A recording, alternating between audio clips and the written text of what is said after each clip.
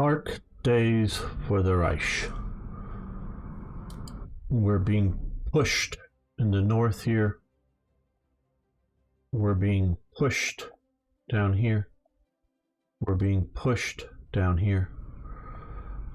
We're being pushed out here. We've had limited success out here so far, though that's looking reasonably good. We did expel the 30 invaders from the Netherlands, and we are entirely out of manpower. So how will we cope? And Timothy's saying, hope to see Moscow fall today. Nope, I don't think of the two, it's more likely to see Berlin fall than Moscow. And yes, hello, Son. Okay, we need more manpower. Well, we've got a lot of units. These units, generally speaking, cost us some manpower. I don't know if they cost us equal to what they are. That have been given via events, partially or heavily because a lot of them are because sort of repeating it. When you research these things, not only do you get these benefits, it triggers a decision that will give headquarters. Now, I like a lot of these units. Some of these units can be very useful. So normally I just say yes, but normally I don't have this manpower problem. So what we're going to do here, though, is disband these units because we have a large number of forces here that are moving up to the front that are reinforcing, that have no manpower, and some of them would be nice units, like that would be a reasonably nice unit. I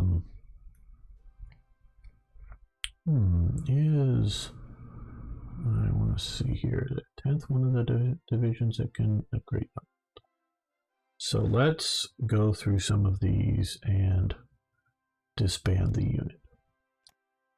That gave us 3 manpower, which I didn't expect it to be more than that.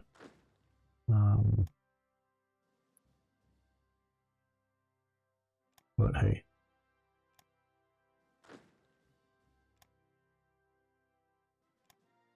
Some manpower is better than no manpower.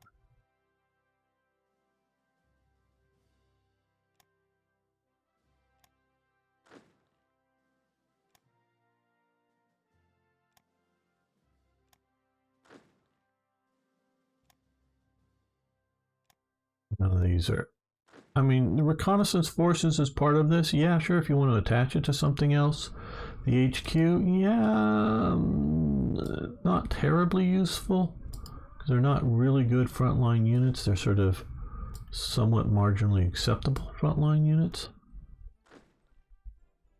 So right now, Himmler is going crazy because we are disbanding his forces.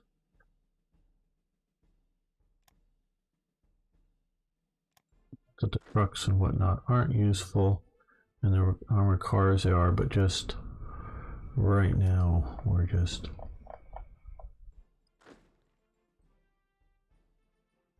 trying to get back some levels of manpower.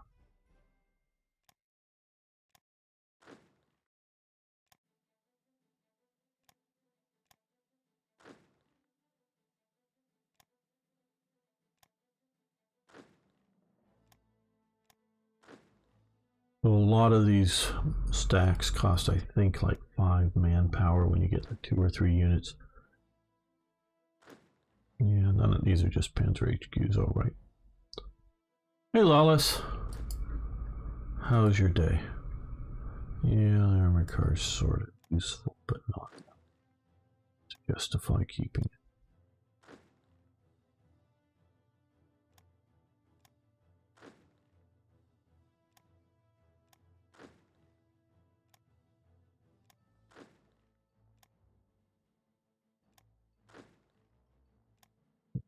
Desperation.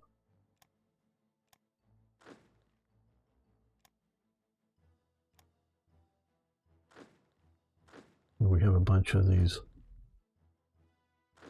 Luftwaffe units here. Yeah, we don't need all these Fallschirmjäger units. Now this is, let's see here. Okay, we don't have Opfall Blue, is why we can't do this yet.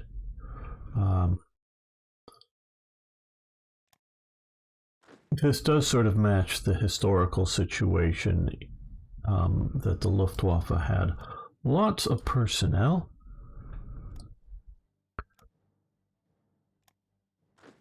And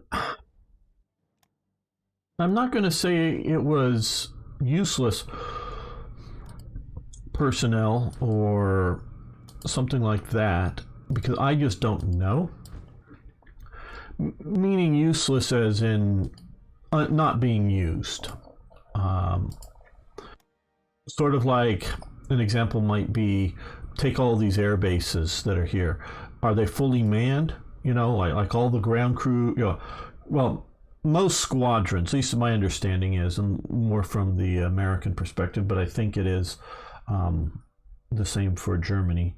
I know times it was, I think it is the whole squadron wasn't just, you know, the guys that flew the planes. It was also the mechanics and other immediate support staff for the squadron, you know. So could be things, especially if you're deploying in the east or whatever, you know, personnel like cooks, you know, things that maintain and keep that squadron operating specifically are all part of the squadron. So the ground crew is more than just, you know, mechanics, and I don't know, people who, you know, refuel, rearm the ship, you know, the aircraft, and do other logistical immediate support. But all of these bases here, you know, okay, just level 2, and this is level 2 in Erfurt. They're going to have additional ground support elements. It might not be technically a ground crew for a, you know, squadron, whether bomber or fighter squadrons or something like that, but security personnel, logistics personnel, the guys who handle, you know, the fuel, because you got to get the fuel to the base, store it somewhere safely, and move it safely to the aircraft. And so you can imagine that these bases could easily have hundreds, if not thousands, of people, depending on how big an air base is. You know, Tempelhof was a massive airport. Hey, probably that's Arno fighting here. You don't need manpower. Your scientists are going to develop super weapons any day now. Absolutely right, Timothy. Hello, Arno. Good to have you here. And so, yeah, hello, MNDB. Yeah, a lot of it may be badly utilized. But if you have all these air bases, Tempelhof. Yeah, Tempelhof was the major and it still is. I don't know, is Tempelhof still active? I don't know. It still exists in Berlin. It was a huge airport that, just an interesting fun fact, they built a subway from sort of central Berlin, including connecting to some of the, you know, main railway stations there, connected that out to the airport. So you could, you know, sort of somewhere in Berlin, get on a subway type, underground, whatever you want to call it, train and get out to the airport, which makes perfectly good sense. Well, as things weren't going so bad, day's been good so far, Arno. So, you know, that all makes sense. Good civil airport. Well, as things started to get a bit worse and worse for Germany,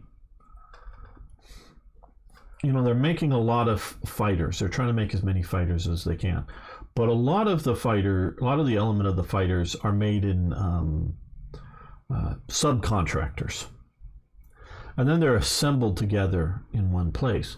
Well, what they did is they converted the subway line that went from central Berlin out to the Tempelhof airport.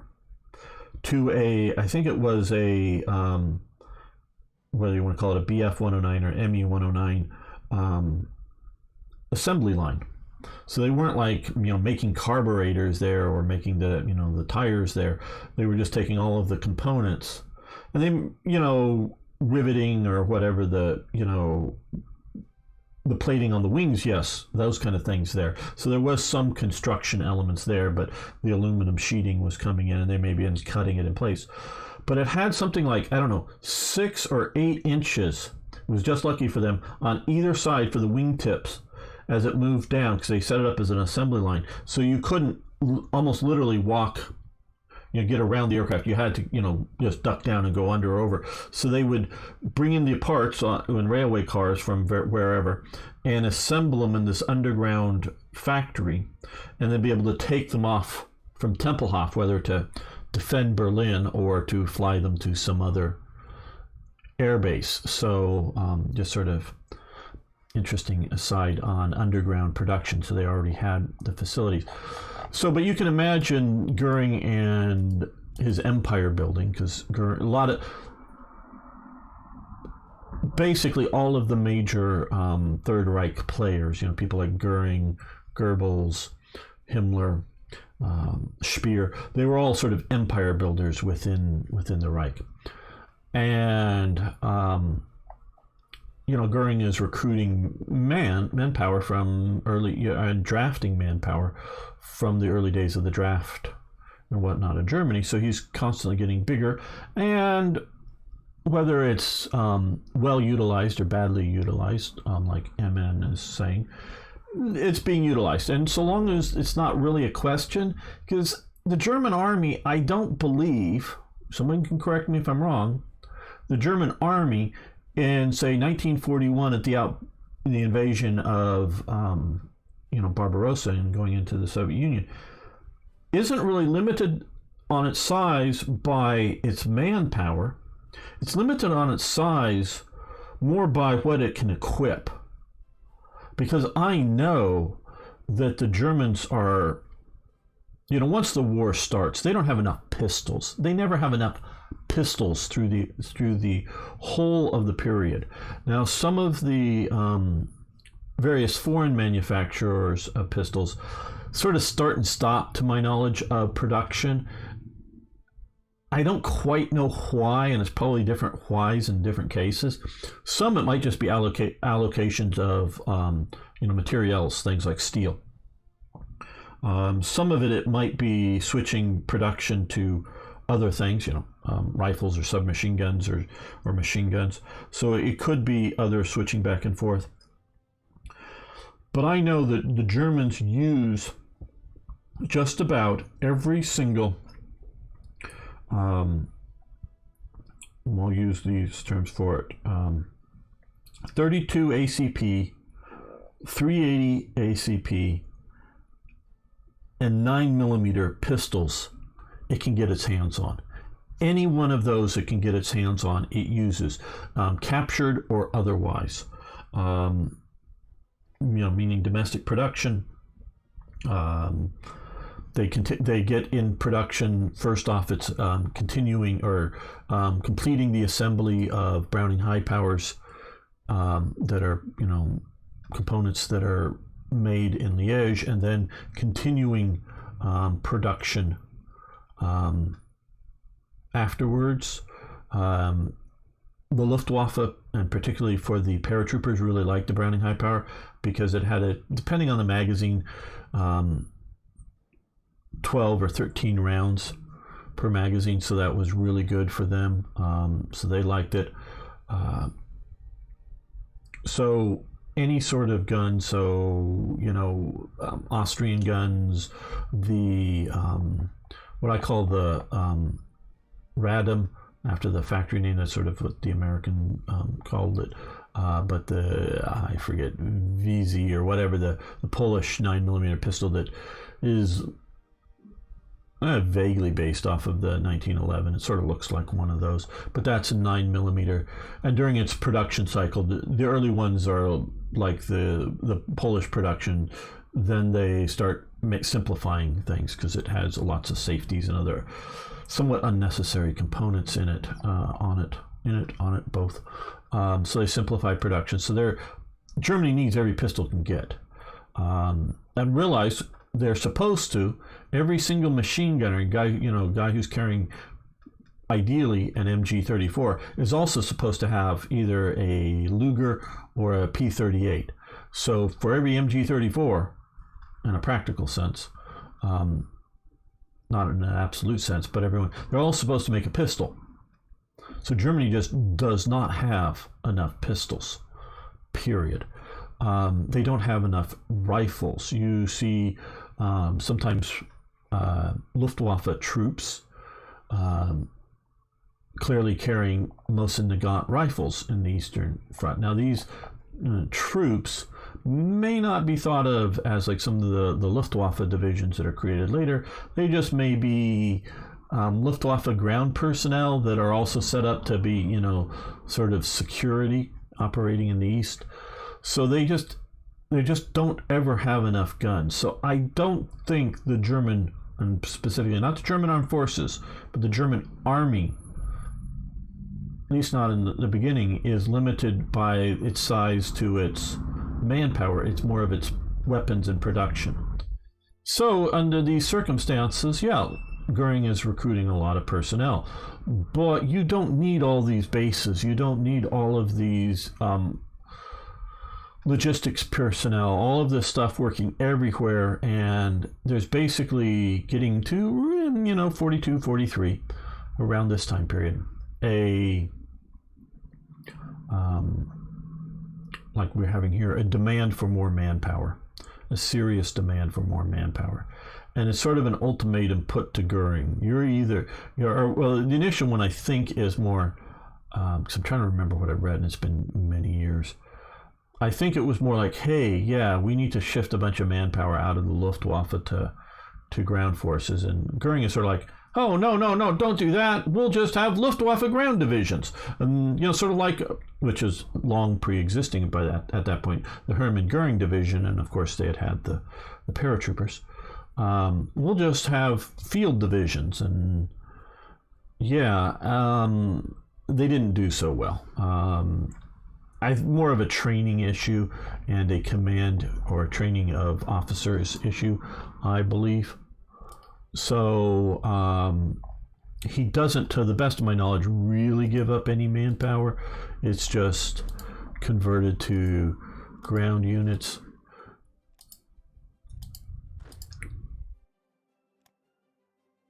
So we're getting rid of those, but we're going to get back over here to all these HQs. Part of the reason for these HQs here is a standard HQ is not paradroppable or air transportable.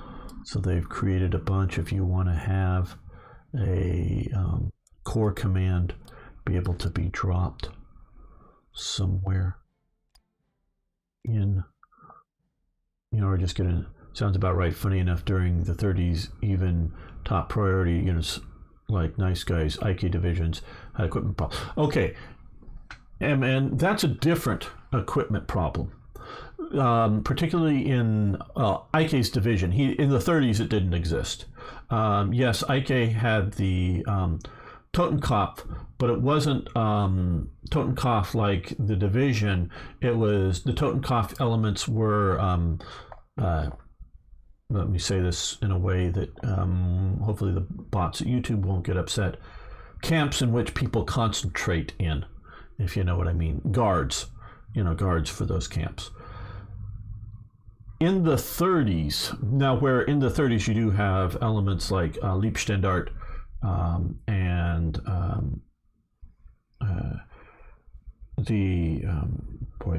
Das Reich and others, trying to remember why am I blanking on this, the early name for the Waffen-SS units. I forget, sorry. Sort of the early militarized elements, but they weren't part of the military, so they could not access military supply lines. So they had to find weapons that weren't being made for the army or other military forces because it was still a political force. So, like when they occupy Austria, the Austrians have this moderately okay and definitely sort of cool for the late 1920s, early 1930s armored car that had, could be driven in each way. The driver in front and back is sort of, wasn't really a front end or back end to it the way it was designed with a turret on it. They had like 20 of these armored cars or something, 20 or 30 of them. And the SS takes them over. You see, at least one is sort of famously, maybe there's more than one, but there's several photographs of one of them being used in the Battle of Danzig that are the Austrian armored cars. So all of these, I believe, end up in the SS hands, though I've only seen photos of the Battle of Danzig where they're being used. Now, Austria also, because Austria did have a sort of a fast division, not really quite a proper armored division. They had the Italian CV-33s or the L-33s, the little light tankettes with just a little 2 machine guns on them, with a different machine gun mounted on them. I think all of those were given to Hungary because the SS did not use those. But they also used a lot of other Austrian equipment that was picked up then. And then for a while, they also used a lot of Czech Mausers. The Czech Mausers were different than the Germans, but they were the same caliber, so they shot the same ammunition. You also see the early, a lot of the early SS units are using both both of them are really nice. The ZB-26 light machine gun with the mag, and I forget, I don't know, I'm going to say ZB-53, but that seems wrong because it's, I think, a post-war gun. The sort of the tripoded good machine gun, but looks sort of awkward Czech machine gun. They're using a lot of those in the, now that's late 30s, early 40s, because they're getting their hands on them, because it's sort of that sort of reasons. Is they also use Belgian Mausers. Yes, I know they did, though I'm not sure at the time the standard Belgian caliber, whether it was 7mm Mauser or 8mm Mauser. Germany uses the 8mm or 7.92. You can use those names interchangeably. They refer to the same caliber. But they used, eventually, Germany is using everything it captures. If you're whether you are a Heers or Army unit, or whether you are Organization Todt, armed elements, more security than combat troops. But whether you're any of those types, or you're like a Kriegsmarine, naval personnel, or Luftwaffe, and you're stationed in Norway, you have a good chance of being using a Krag Jorgensen rifle, because there's enough of that ammo locally, and they're not doing a lot of training or practice with it, so they're not using up a lot of its ammo. I don't know that they really keep much of that caliber in production, but so they use that locally. And similarly, in places like the Netherlands, Belgium, and France, they're using captured equipment locally, like that 7.92. Yes. Okay, so if that was the standard caliber for Belgium at the time, because I know Belgium, again, that's FN. They're cranking out Mausers for all over the world. Being sold in South America, being sold in places like China. They're being sold in various non-European countries, as well as fulfilling contracts for smaller nations like the Baltic states or others. Though I think it was Lithuania.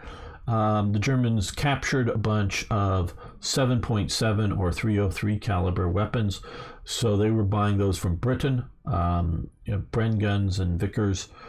So they were using the British caliber, which sort of, the Germans didn't use until it got sort of a bit more of an emergency. So if you're talking about non-standard weapons, either they're using non-standard calibered weapons for the Germans, they're either using them locally or as last-ditch emergency sitting. Correct. I've seen images of Germany using Dutch Mannlicher carbines in Berlin and other places. Now, at the end of the war, the Volkssturm, they're passing out all kinds of guns. and you see them, you know, being marched around. Well, they warehouse just about every single thing they get their hands on. And normally they're capturing what we as civilians would consider large amounts of ammunition. But when you're talking about a world war and the consumption rate of ammunition going on, just to give an aside, I think it was 5 days, but maybe it was 3 days. Somewhere in like 1942 or something, Portugal does a study, and it figures out, I think it's 3, but maybe it's 5 days. They figure they have enough ammunition for their army to use it vigorously in combat, or whatever you want to say. I'm using the term, but using it in a active sort of way for like three to 5 days, and then Portugal was going to be out of ammo. So if somebody invaded us, we can fight for 5 days and then we're out of ammo. Now this includes things like rifle ammunition, machine gun ammunition, and artillery type ammunition. They're going to quickly use that up. Now I do think that after this study, Portugal does what it can to try to increase its ammo, but a lot of these nations don't even produce their own ammo. They're buying them in what we would consider, again, huge volumes, but that's only short durations of active combat. So Germany is active combat is using up huge numbers of ammunition. So when you're talking about garrison troops who aren't shooting much and they're getting ready for the British raid or whatever like we had here, and then you're going to, fight for 5 days or 10 days, well, yeah, you got plenty of ammunition for that. And, an occasional get out on the range and shoot a few rounds just to keep, skills up a bit. But if that's fine. But if you're talking about going on to the big fronts, you don't want to use those weapons, and so they're passing them out by the end of the war, because they are going to just be used for 3 to 5 days, and then that city's going to be taken. So it's just sort of like emergency use. All right, enough talking here. I know we haven't gone on. I'm going to save this again.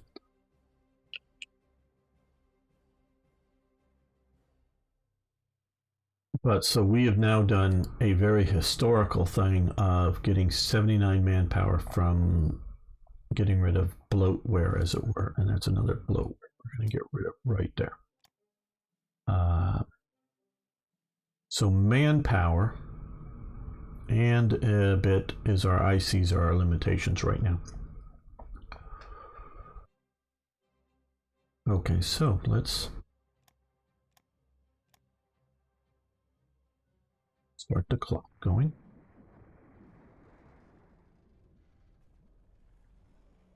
Okay, so they're pushing here.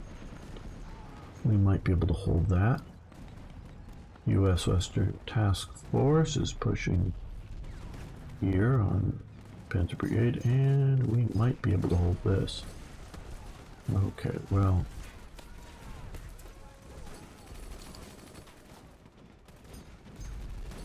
part of the reason I want to leave this HQ in action is because we have a very good overall commander, and he does have a full cavalry regiment to actually be in combat, but he's taking losses.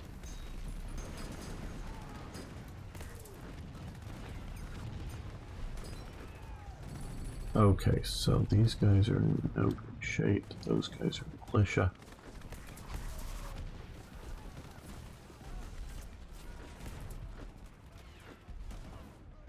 We're being pushed back. If we can hold here, that would be lovely, but I don't know if we will be able to hold here.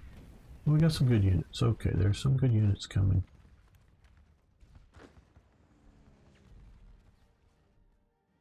No, Cough Group A here, you just come to there. We're going to match you up with that unit.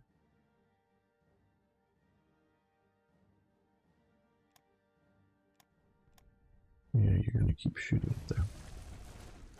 Now, how are we doing here? They're retreating back to here.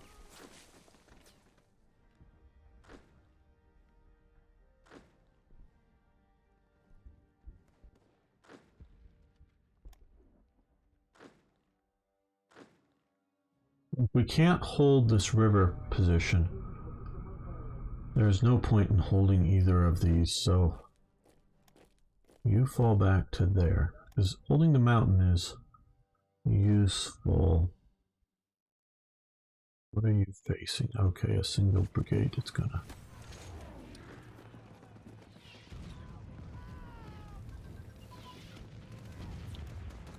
Okay, yes, we knew we were gonna lose here.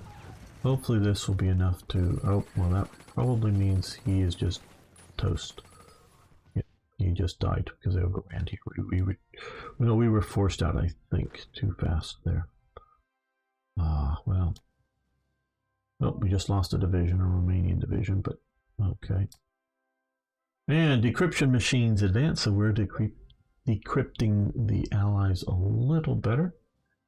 Helps various, mostly sub-detection. And that is too far in advance now, likely. Yes. 46. I'm always trying to keep aware of our officer amount, so we want to keep it at 110. Okay, we're not really worried about fuel.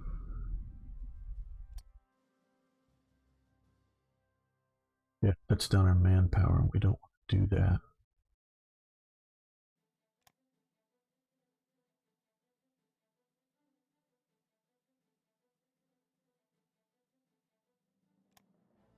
Increasing efficiency, maybe.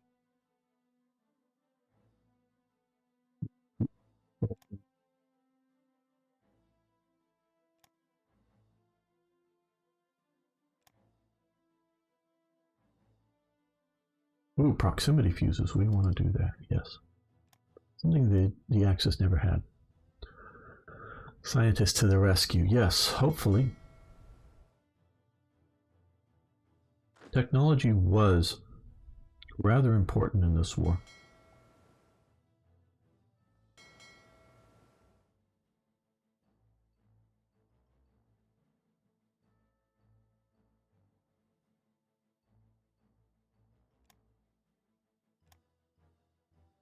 One out here, and looks like an Italian core shattered.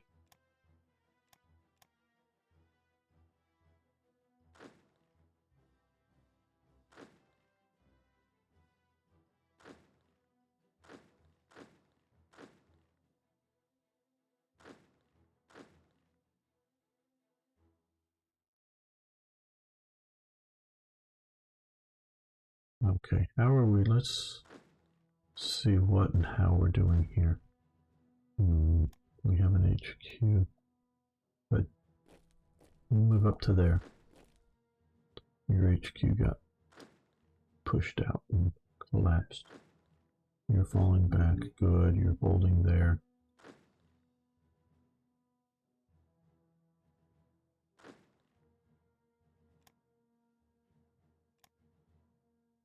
Yeah, maybe we should set up a little more local. Okay, you guys are just holding the port, which is useful. Yeah, a lot of these guys have been badly shot up here.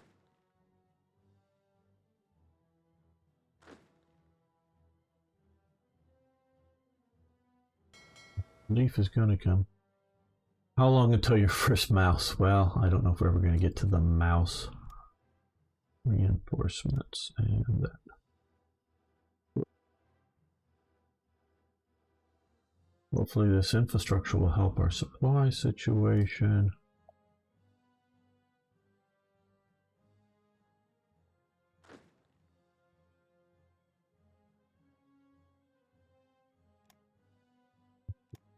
There.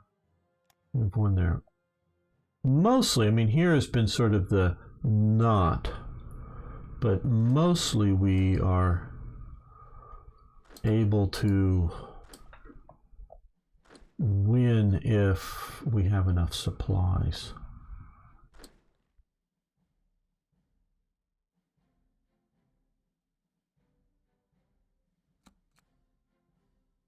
Defeat.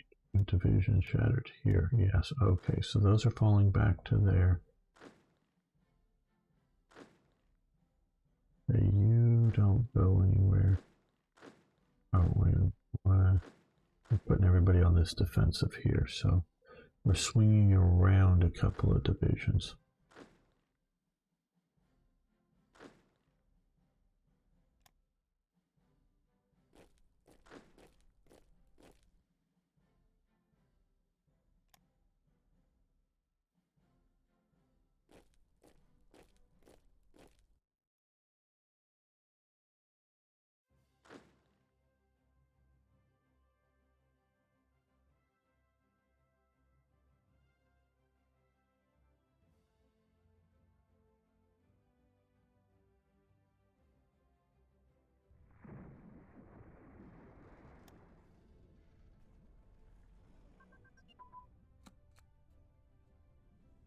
All right, CAG pilot, I should say. Yeah, we're gonna let that continue because that is helping our naval. And another province is lost. Okay. He's going to want to hold this province because it does have. Then we might be able to fortifications there, so that's a benefit. Okay, it looks like they're just bombing us now, so let's attack into here.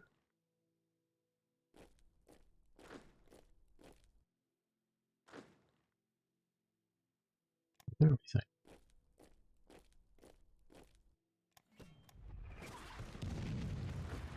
Now they're pushing into these guys, which don't have much. They've already shattered.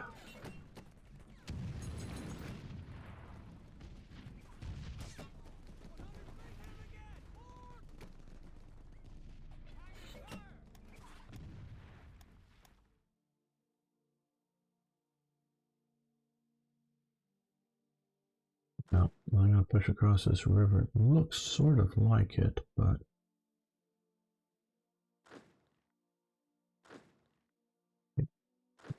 okay. What we're going to do here is come here and here. Hit R, and we're going to move. We're going to leave the civilian transport right where it is, though. Okay, let's see if we can find a more local commander.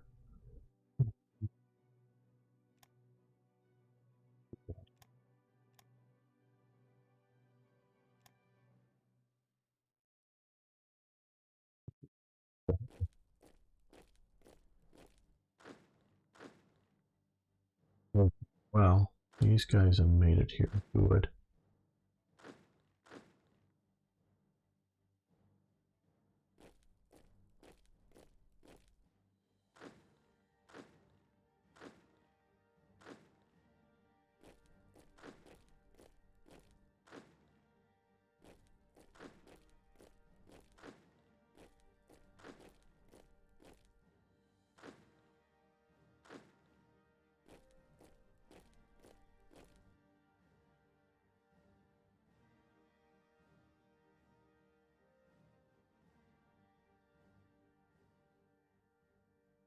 Well, we keep killing off a lot of their subs, which is good.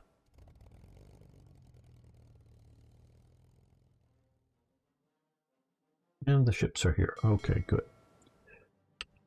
And we're going to move over the destroyers over to there, and nobody else close at the moment. So we'll put you weak, but we're still going to put you on, and you're very weak too. Okay, well, we're going to get you going over to here.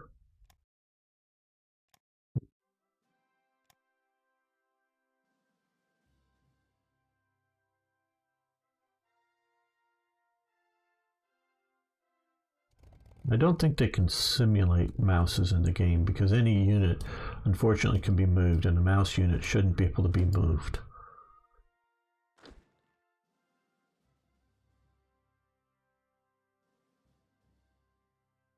So slow.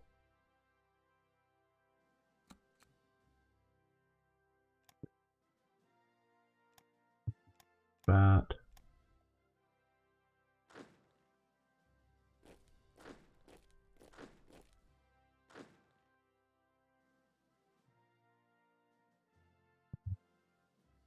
He's going to lose very fast too.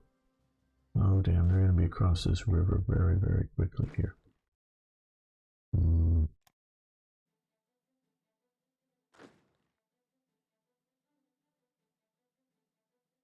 Yeah, maybe we'll move Kampf Kempf down. Oh no, not everything, sorry. I just want Kempf down. Unfortunately, enrich the rest of the units.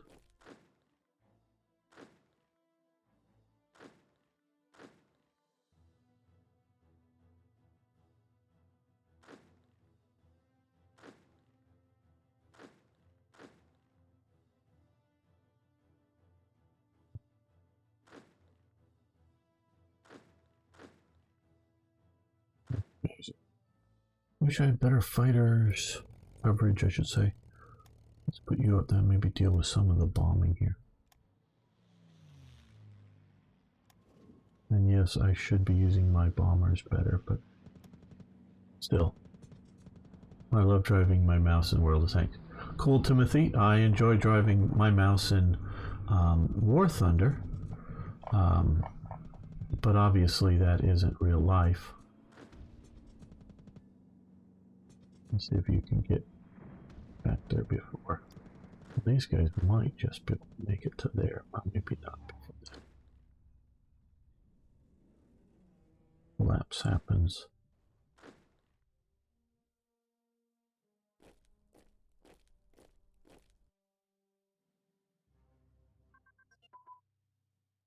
Road networks advanced, very good. Which supply transfer cost goes down, supply throughput goes up by 15%, and supply production up 0.6%. Okay, very good.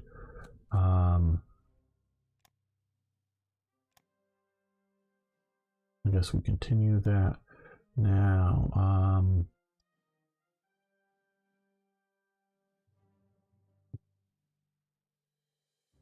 Bars, yeah.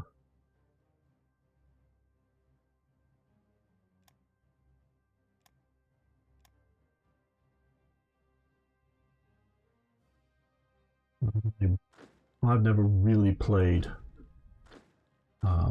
World of Tanks. I installed it once briefly, but don't really play it. Okay, we got some units there. You move up to there.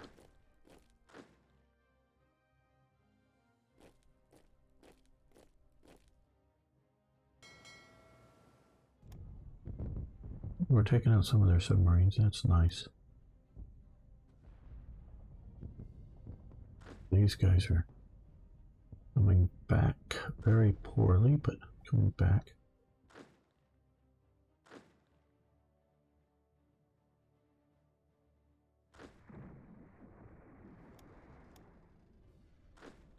We knew that was going to be lost.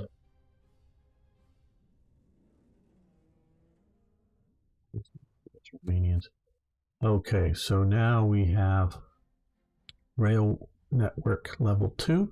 So IC efficiency for production is up 0.2% more, and supply throughput is up to 0.2% more as well, coming up. So it will be helpful.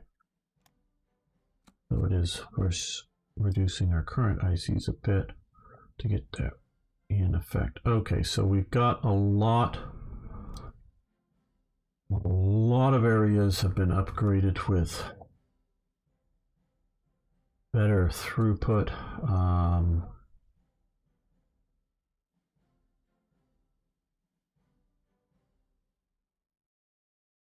Okay, we need, well, we have very little manpower.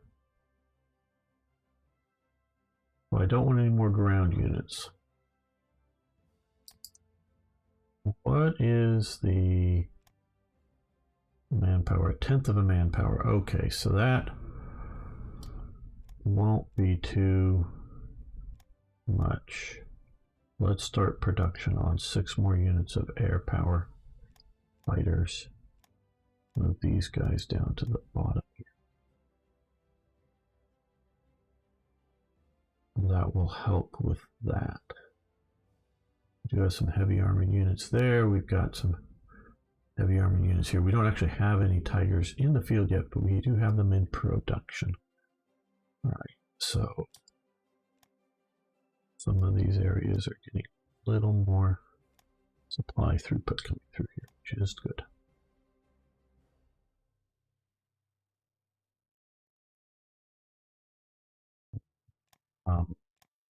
I'll get to the front and it'll get steered and again immediately shatters. Oh, that's good. That's helpful.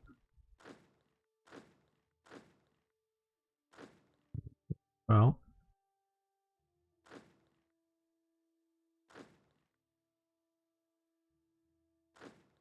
where's these guys? Okay, I left these guys there.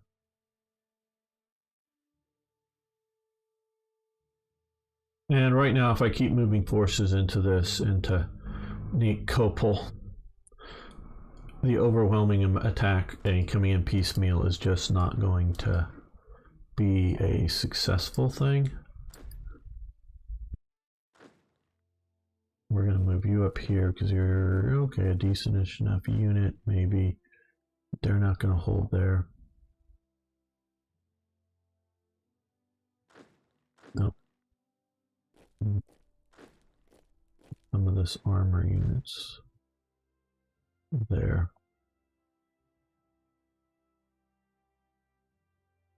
I like it how it says BF 109 P2. Yeah, it is and it isn't in the sense. I mean, obviously, it's saying that that's quite true, but that's more just for immersion.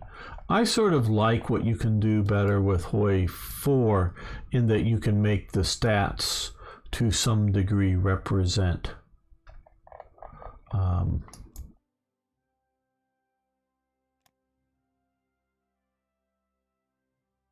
the aircraft involved or the tanks or whatever, you know, the percentage of, we could maybe do that. Hold on.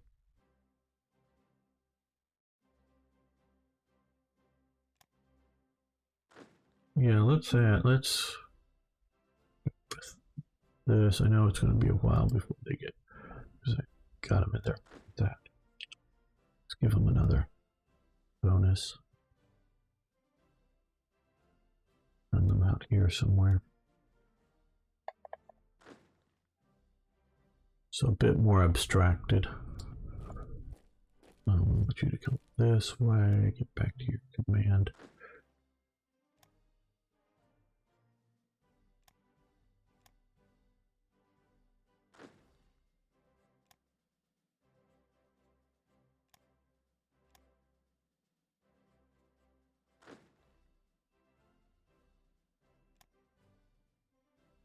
Back to your troops.